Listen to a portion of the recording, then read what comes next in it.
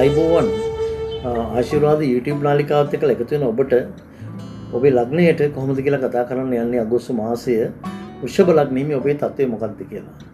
ඔබේ ලග්නාධිපති ඔබ දන්නවද? සිකුරු තමයි ඔබේ ලග්නාධිපති ග්‍රහය. ඉතින් මේ පළවෙනිදා සිකුරු ග්‍රහය නීච වීමක් සිද්ධ වෙනවා පස්වෙනි. ඉතින් වෘෂභ ලග්නෙමි ඔබ සැලකිලිමත් විය යුතු කාරණාවක් තියෙනවා. ඒක තමයි ඔබ ව්‍යාපාර කටයුතු වල යෙදෙනවා නම් මුදල් ආයෝජනය කිරීමේදී පරිස්සම් වෙන්න කියන එක. සමහරට ලාභ බලාපොරොත්තුෙන් මුදල් යොදවනවා නම් ව්‍යාපාර වලට වෘෂභ ලග්නෙමියන් ගොඩාක් ප්‍රවේශම්මිය වැදගත් වෙනවා. ඒ වගේම තවත් එකක් තියෙනවා. ඔබ ප්‍රේම සම්බන්ධතාවයක් පවත්වනවා නම් ප්‍රේම සම්බන්ධතාවට බාධා ඇති වෙන්න පුළුවන් කාලයක්. විවාහ මංගල යෝජනාවලට බාධා ඇති වෙන්න පුළුවන් කාලයක් කියලා පේනවා මේ මාසයේ. මංගල යෝජනා ස්ථිර කරගන්න, ප්‍රේම සම්බන්ධතා ස්ථිර කරගන්න ඒ තරම්ම සුදුසු නැති බව පේනවා. ඉතින් කුජ ග්‍රහය මාරු වීම සිද්ධ වෙනවා ධනස්ථානයේට.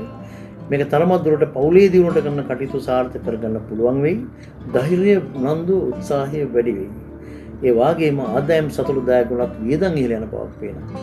වෘෂභ ලග්නෙමියන් වියදම් පාලනය කරගන්න සැලකිලිමත් වෙන්න කියලායි මතක් කරන්න තියෙනවා. තවත් එකක් කියන්න තියෙනවා ඔබ සමහරවිට අම්මෙක් නැත්නම් තාත්තෙක් වෙන්න පුළුවන්, ගුරුවරයෙක් වෙන්න පුළුවන්. එහෙනම් ඔබේ දරුවන් පිළිබඳව සැලකිලිමත් වෙන්න ඕනේ. දරුවන්ගේ ආරක්ෂාව පිළිබඳව ගොඩක් සැලකිලිමත් වෙන්න ඕන මාසයක් තමයි මේ මාසය. ඉතින් දරුවෝ ගැන හොයලා බලන්න, විශේෂයෙන්ම දරුවන්ගේ විනෝදාංශ ගැන හොයලා බලන්න. ලාභ බලාපොරොත්තුෙන් මුදල් යොදනවා වගේම රේස් ඔට්ටු ලොතරැයි වගේ දේවල් වලටත් ඉදිරිපත් වෙන හොඳ වෙලාවක් නෙවෙයි මේ මාසය. මේ නිසා මුදල් කළමනාකරණය ගැන වෘෂභ ලග්නීමයන් දැඩි ලෙස සැලකිලිමත් වීම තමයි ඉතාම වැදගත් වෙන්නේ. ඉතින් සිකුරාදා දවසක උදේ බෝධි පූජාවක් තියන මිශ්‍ර පාට මල් වට්ටි 6ක් එක්කලා බෝධි පූජාව තියලා දෙවියන්ට පින් දීලා සෙත් පතා ගන්න. අපල දුර වෙයි, සුබ තත්ත්වයක් ඇති කර ගන්න පුළුවන්.